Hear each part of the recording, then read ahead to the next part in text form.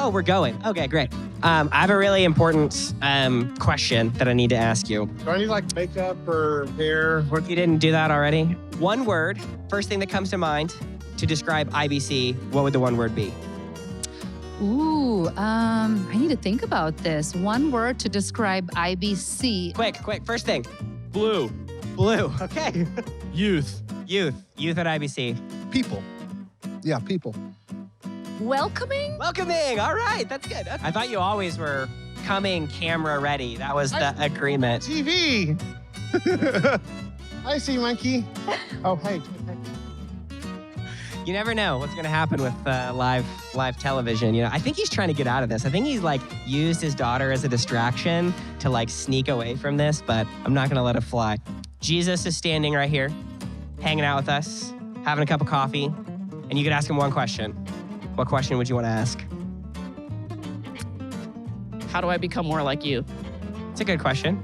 I think I would ask him how he is, because he's kind of like caring for the whole world, you know? He's omnipresent, omniscient. So I'm like, how are you? How you doing? How you doing, Jesus? Why mosquitoes? I don't know. Yeah. You could ask him any question you wanted to.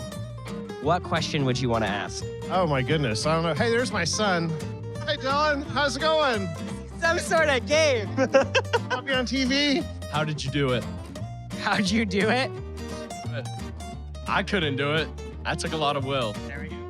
So that's been a common question. That would be good. You want to be on TV, Mila? Come on over. Yeah. Oh wait, Chad has a great. I do have a good question for you. School people. We? Yeah. What we're asking people. I'm a host now. So I'm hosting this TV show, and what we're trying to do is, if you could ask Jesus any question, what would you ask him? It's a hard one. I know it's really hard. That's why I took over the anchor position, so I don't have to answer it. What do you think, Brett? No, that's my trick. You can't do that. Will I ever fly? Will I ever fly? Another good question. Wow, that is a big, deep question.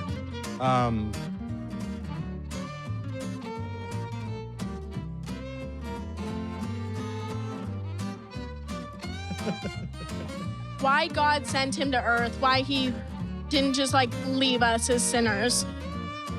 Oh, that's very interesting. Deep theological question. Oh, you're done? Yeah. It's harder than it looks, isn't it, Brett? It's harder than it looks, isn't it? Kind of intimidating too.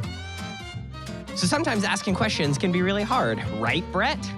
But Jesus asked a lot of really important questions, and so we want to make sure that we pay attention to those. So that's what we're going to do this morning. See ya. Well, good morning. Thanks for being here on this holiday weekend. It's good to have the kids in the room, the youth in the room, all ages in the room. And I want to start with a question for all of you. And my question is, what are you most afraid of? What comes to your mind when I ask the question, what are you most afraid of? Because I feel like we all could think of something pretty quickly, right? Whether you're 5 or 55 or 95, we all know what it means to be afraid of something. So just to test my theory, I'm going to count to 3, and on the count of 3, I want you to just get it off your chest. I want you to yell it out loud. Don't leave me hanging here, so loud and proud, just yell what came out on your mind. Are you ready? 1, 2, 3. Okay, we've all got something, right? Whether it's fear of heights or fear of spiders or fear of the dark. I do think it changes over time. I think it changes with age. I asked a bunch of our 1st through 5th graders at our school this last week what they were most afraid of, and here's some of the answers that I got. Goblins, falling in a hole, your toilet overflowing, throwing up, clowns, and those are all reasonable fears. I understand all those, but as an adult, I'm not sure those would make my top 10 list. Although to be fair, probably throwing up is still in my top 10 because I'm a huge baby when it comes to that. And who am I kidding? Clowns is still on the list as well. But the Huffington Post did an article last year on childhood fears, and they asked adults to talk about what their biggest childhood fears were. And I love some of the answers that they got. One woman said this, she says, as a child, I really thought the Bermuda Triangle was gonna pose a lot more problems for me than it actually has. And I get that. As a kid, I was scared to death of the Bermuda Triangle. I had a world globe in my room. And yes, I was a dork with a world globe in my room, but I had pinpointed where the Bermuda Triangle was. And I wanted to make sure that when we went on family vacation, we would not pass over the Bermuda Triangle. So I wanted to go to Disney World, but not if it meant being anywhere near that. Some other answers were flowing lava, black holes, spontaneous human combustion. One of my favorite ones, though, one of the most common too, was quicksand. This woman wrote this in. She said, I spent a good amount of my youth fixated on quicksand and what to do if I ever got caught up in it. What was that about? Did it just go away? I don't hear about it anymore. I was just explaining this to a kid the other day, and he said he thinks we were all on drugs. Were we? Because it really was such a huge deal back then.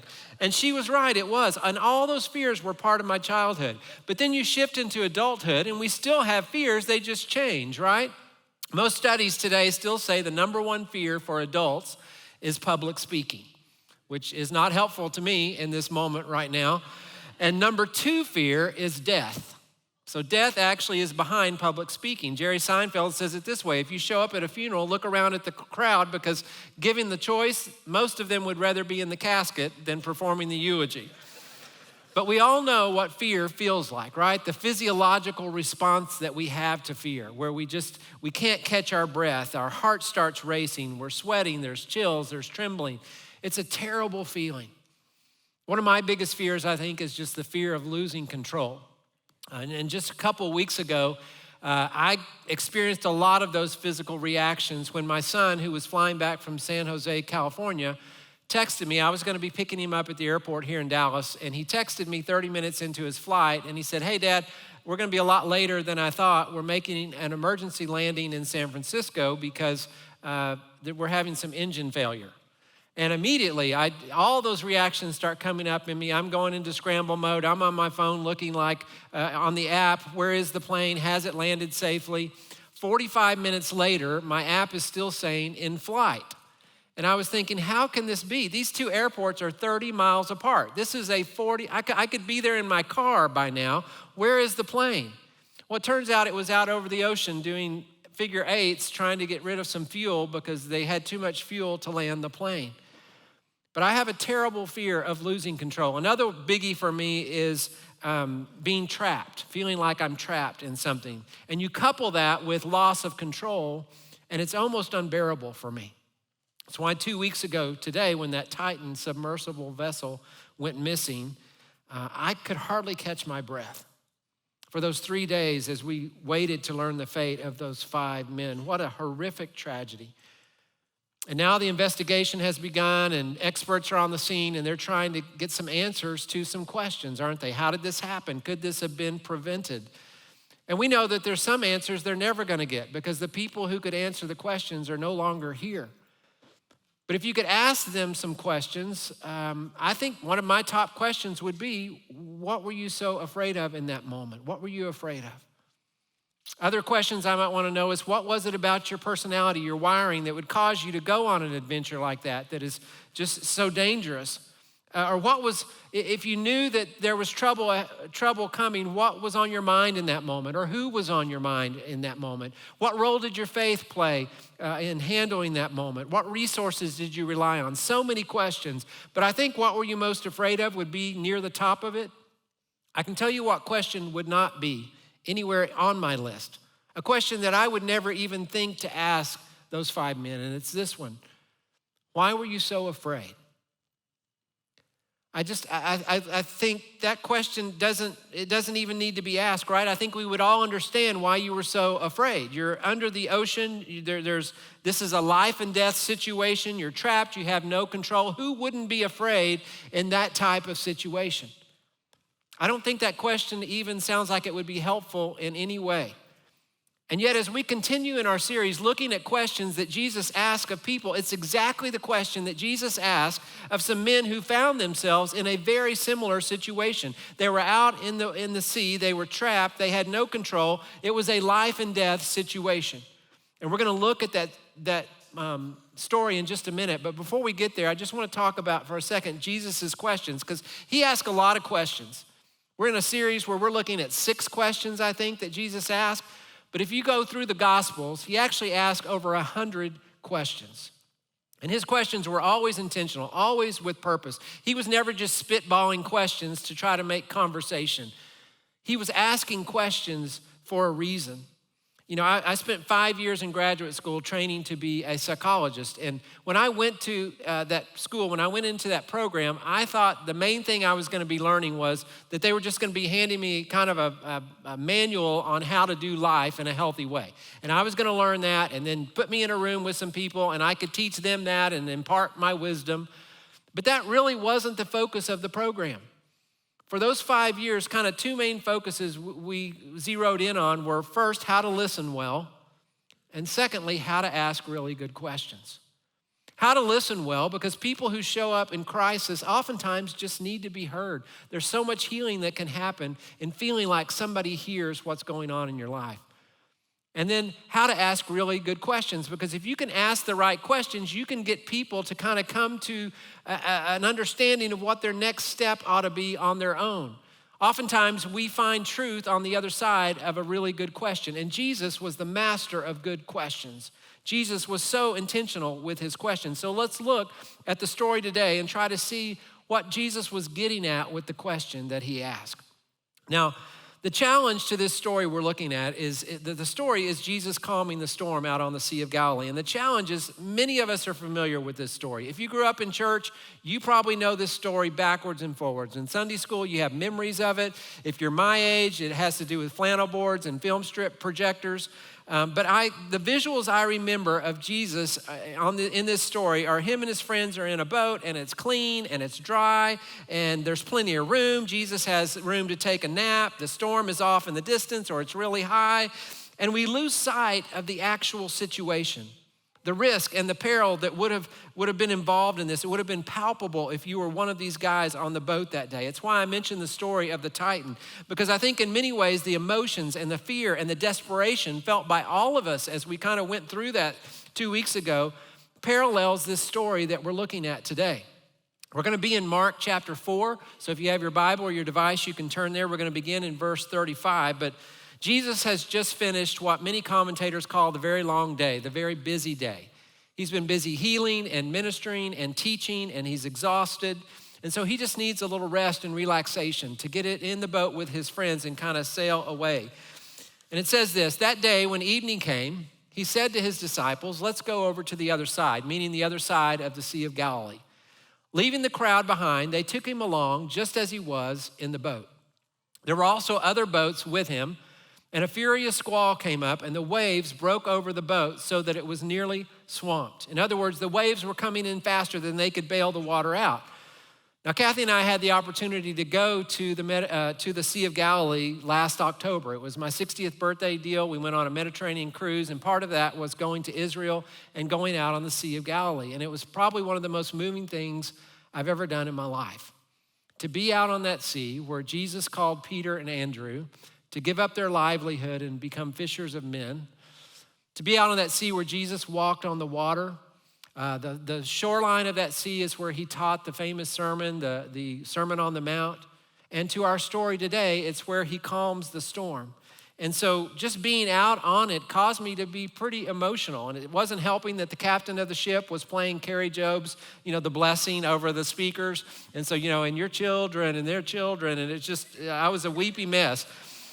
But one of the most unexpected things for me on that day was we saw an actual fishing boat that had been uncovered. It had been kind of preserved in mud for 2,000 years, I guess, and they thought this was the type of boat that would have been out there. And so I brought a picture of it because I just want you to see it's not that big. And there were 13 guys on this ship, and this is evening, and this is a storm. It's dark, and storms are loud, and these guys would have had to have been yelling at each other just to hear each other, right? They would have all been soaked. And Mark could have used a number of different words to describe this storm in the Greek language, just like we have different words in the English language to describe storms, so you kind of get an idea of the intensity of the storm. And the word he chooses here is seismos. It's the word we use for earthquakes. This was a crazy, scary storm. This was a life and death type of storm. It reminds me of a book that came out several years back called The Worst Case Scenario Survival Handbook. Have you heard of this book? Where each chapter gives you some simple steps to escaping some pretty desperate moments, like how to, deliver a baby in the back of a taxi if that ever happens to you, or how to survive a shark attack. There's a chapter on how to escape from a mountain lion. So I'll just give you the steps there in case that ever happens to you. Step 1 on how to escape from a mountain lion is do not run. Really? You are face to face with a mountain lion and you're not supposed to run. And it seems pretty simple, right? Like I can not run. I do that all the time. It's really kind of all I do is not run. So that seems simple, but would it be easy if you were actually in the situation? And step number 2 is try to make yourself look bigger, which is a little counterintuitive for me because I'm always trying to make myself look smaller, right? With dark shirts and vertical stripes instead of horizontal stripes. But it gives you some suggestions on how to do that, like open up your coat. That will make you look bigger. Take your child and hold them up over you. That will make you look bigger. Now, I'm not sure that's a great idea for the years of therapy you'll be paying for when they get old enough to figure out you use them basically as a human shield against a mountain lion. But here's what you find in this book. There's these desperate situations and then some very easy steps about how to get out of them. You just do this, you do that step, and then voila, your problem is solved. And I think sometimes we take that approach in our faith. I think sometimes we slip into that mentality. And in churches, sometimes you've heard talks that seem like we're just saying, hey, here's the problem, here's 1, 2, 3, some steps, and you will be out of it. But life's not that easy, is it? Certainly wasn't that easy for the disciples. There's actually a chapter in the book on how to survive danger on the sea, and none of the suggestions would have been helpful for them. Number 1 was get in a lifeboat. They don't have a lifeboat. Number 2 was shoot up a flare gun. This is the first century. They didn't have a flare gun. Number 3 was use a compass and try to get to shore. They didn't have a compass. And so what you see here is that there's all these steps, but none of them really work in the context of a desperate situation. And so it is often with us, I think. We have these desperate moments and we have these ideas that come to us. Maybe we've read a book or we've been to a conference and here's what you do, just 1, 2, 3, and it's solved. And it never works that way. Now, before you're in the desperate situation, it all sounds great, right? Like before you're struggling in your marriage, before you have your kids, before it's your health crisis that you're dealing with, before you're the one in a financial mess, the steps all make sense. You take your notes, you listen, and you think, okay, well, good, I can do that. But the storms come and the winds come and the waves come, and suddenly it feels like nothing you're doing is working. Nothing you do really seems to be helping. The storm continues to rage, and you're just trying to bail water out to keep your head afloat. And that's where the disciples were.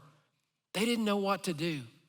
They found themselves in a desperate situation. Like they have seen Jesus ministering with people in desperate situations, but now they're the ones in the desperate situation. And now whatever idea that they had that they could control or they could manipulate or they could fix is totally out the window. This storm is too severe for them to hold on to the notion that they can handle it all by themselves. Matthew tells the same story in his gospel. He adds another little detail that this storm came up suddenly. This wasn't like, oh, here comes a storm on the horizon, right? Let's batten down the hatches. Let's prepare for this storm that's coming. No, this seismos came out of nowhere. And apparently that happens a lot on the Sea of Galilee. You've got the mountains that surround the sea. The sea itself sits 700 feet below sea level, which was a shocker to me. I thought all seas were at sea level, hence the name sea level, but they're not. So you learn something new, right? So this is 700 feet below, and what happens is it causes a tunnel effect, and the winds can come in over the mountains, and in just a moment's notice, a violent storm can just, can spring up. It happens all the time. And so here's these guys, and they're out on the sea, and they know the sea, right? They are fishermen. They know the Sea of Galilee. They've been through the storms, and they are scared to the point that they're not sure they're going to survive this. Now, the day that we were out on the sea, it was perfectly calm. It was beautiful. It was just an awesome day.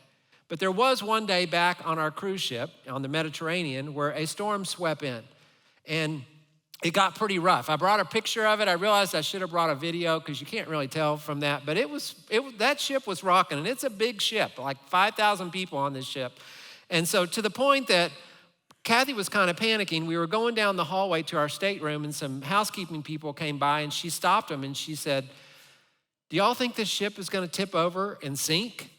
And they just kind of looked at her, and I think I heard her asking another guy, "Has this ship ever sunk?" And they were kind of looking like they didn't understand. Why? Because they do this all the time, right? They know what the seas can be like. And so in my mind, as bad as it may look or feel, if the crew of the ship are just kind of walking down the halls doing their job, we're probably okay. But if they start yelling, if they start running up and down the halls, then that's the time to panic. And so here's the disciples. They know storms. They know this sea. They have done this many times before, and they are panicking. There's probably a reason to panic. This is obviously a different kind of storm. This boat is in danger of being engulfed by these waves. And verse 38 tells us what Jesus was doing through all of this. It says Jesus was in the stern, sleeping on a cushion. The disciples woke him up and said, "Teacher, don't you care if we drowned?" So you get the picture here, right? They are trying to survive a seismic storm, and Jesus is asleep on a cushion in the back of the boat. And I know he had to be exhausted. I know he, was tired from this day. But was he really asleep? I'm not sure about that. Part of me wonders if he was just faking, if he wasn't asleep, right? Because, it's written that he was asleep, but the guys who wrote it thought he was asleep. But was he? Could he have been faking it? I've faked sometimes that I'm asleep, right? As a husband, that happens sometimes. My wife, she wakes up really early in the morning to go do her quiet time, and she'll slip out of the bedroom and she'll go do it, but then she'll come back still really early in the morning, open up the door and say, "Are you awake?" And sometimes I am awake, but I just pretend like I'm asleep because she's gonna want us to go walking, right? And I don't wanna go walking, so I just pretend. So I get that. So was Jesus really asleep? Or part of me wonders if he was pretending so that he could overhear their conversation. He's listening to the disciples freak out and wondering, how long is it gonna take till these guys realize that the guy who spoke the wind and the waves into existence is on the boat with them? How long till that registers with them? Because for now, the disciples seem to forget that Jesus is right there. And by the time they remember that they go and ask him for help, their cry for help sounds a little bit more like an accusation. "Teacher, don't you care if we drown?" Meaning, you don't care, right? Why are we in this situation in the first place? If you cared, we wouldn't be here, right? You're God. Don't you have some kind of advanced radar system? Didn't you know this storm was coming? And yet, it was you, Jesus, who said, "Hey guys, let's go out on the water. Let's get in the boat." Jesus is the one who leads them into the storm. Does that sound familiar? Have you ever felt that way? And then we want to ask, why me, Jesus? I'm one of your followers, right? I thought I would avoid the storms. You know when they're coming. You know when we should stay on the shore. What's going on? And so when trouble comes, it's easy to get a little bit disillusioned, partly because I think some of us grew up being taught that if you just follow Jesus, the rest of your life is going to be smooth sailing. And then the storms come and we're not sure what to make of it. It begins to shake our faith a little bit. The only problem is that's not in the Bible, that you're not gonna have storms. Jesus is the one who said over and over, you will have trials, you will have troubles, you will have tribulations, the storms will come. And so the disciples and all the rest of us who find ourselves in times of life where we are battling storms tend to reach one of two conclusions. This is the tension, I think, that we find ourselves in when we're in a storm. Either God can help and he doesn't care, which is what's implied here. Jesus, don't you care if we drown? And surely you would do something if you could, but don't you care? And the other side of it is God does care, but he can't do anything. And why would he even go wake him up if he can't do anything? What's the use? He can't help us. And so we live within that tension, and yet here's what we find in this story is that neither of those things are true. He does care, and he can do something about it. He can help, but maybe, what if the storm is part of his plan? What if the storm is his help? Think about it. He leads them into the storm. He allows the storm, however you want to word that. Why? Because sometimes there is a bigger purpose within the storm. Philip Yancey says, too often we want to get in a storm and ask the question, why me? He says, that's the wrong question. You ought to be asking, to what end? God, what are you trying to teach me in the midst of this storm? Because here's what happens in this storm. The disciples see Jesus in a way that they have never seen him before.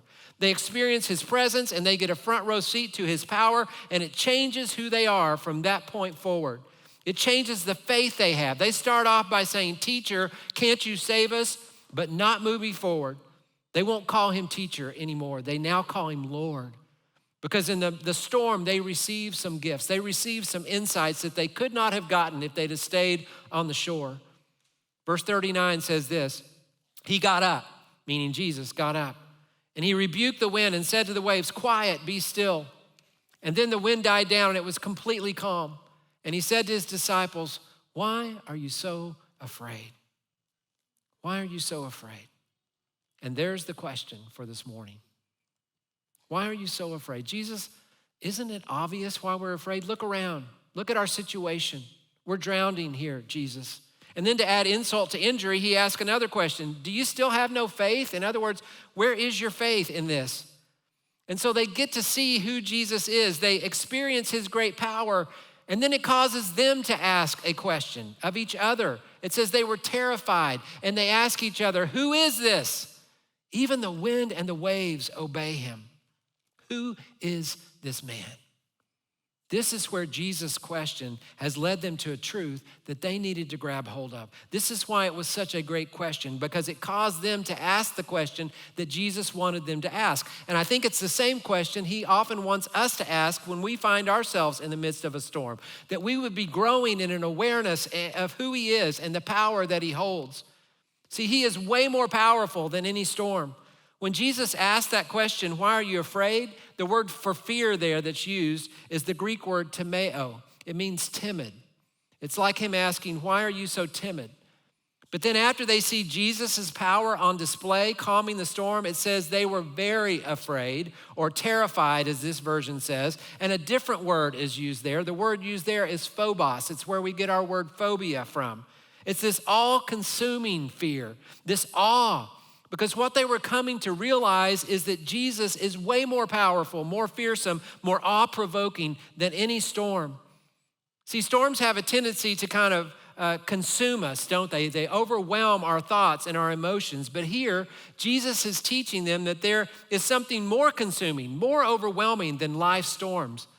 And it's the giver and sustainer of life himself. And that was a lesson that he needed them to learn because he knew what was going to lay ahead for them. Jesus had a mission. He had a purpose for these 12 men. He would later tell them he was sending them out as sheep among wolves. They were to go share the gospel. They were to bring the kingdom of God to a lost world. And this job was not going to be easy. And they could expect more storms along the way. So he needed them to have the courage to do it. He needed them to be all in on this mission, to understand the importance of the mission, to be consumed with this mission so that they would have the courage to keep going when fear and opposition and discouragement would try to tell them to give up. I said earlier, one of the questions that I would have loved to have asked those 5 guys on the Titan is what gave them the courage to crawl into that tiny tube and, no bigger than the inside of a minivan, knowing the risk and the dangers that were involved. And obviously we'll never hear their response to that, but just from reading articles, seeing news clips from people who were friends and family, I think I might guess what they might have said. I think they might have said, you know what, it was so worth it. Because these guys loved all things Titanic, right? They were passionate about the mission. They were known as Titaniacs.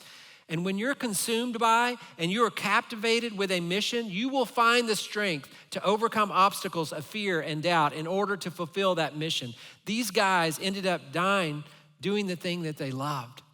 And Jesus knew that 11 of his 12 disciples with him on the boat that day would follow him to the very end. And 10 of those 11 were going to end up dying doing what they loved. And they would need supernatural strength and courage to make it all the way to the end. So they experience his power.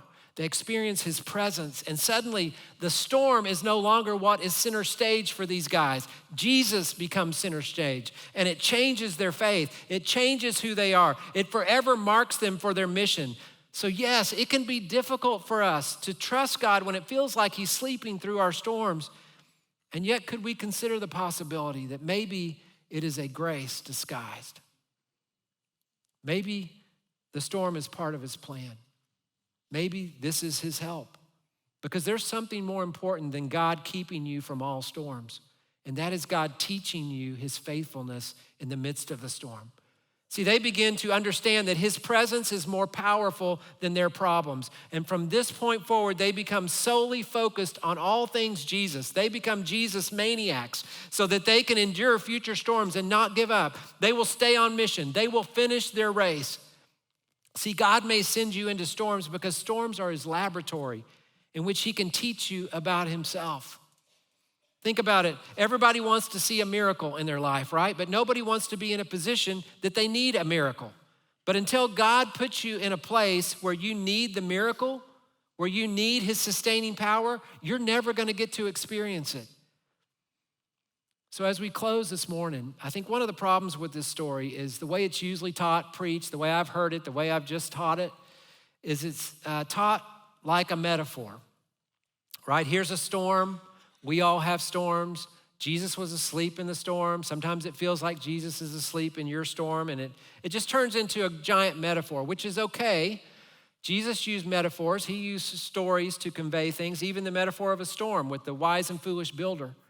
But here's the concern, is that I wonder if it doesn't lead us to thinking that Jesus has power to heal metaphorical storms, but maybe not actual storms. So just to be clear, this is not a metaphorical storm that we're reading about. This is not a parable. This really happened. This was an actual storm. And the point being, Jesus has authority over the real deal. He has authority over the winds and the waves. And then that points to this truth, that one day, this same Jesus, he will calm the metaphorical storms and he will calm the actual storms. They will all come to an end. See, miracles teach us about the divinity of Christ and they help us with our faith. But even more significantly, the point of the miracles of Jesus is to give us a sneak preview of what's to come. That the day is coming when Jesus will calm all of the storms. And this gives us a glimpse of that. Philip Yancey talks about this concept, and I like the way he puts it. He says, to put it mildly, God's no more satisfied with this earth than we are. In other words, you don't like the storms of this life. He doesn't like them either. He's not satisfied. This is not what he wants. This was not his plan for us. This is what sin did.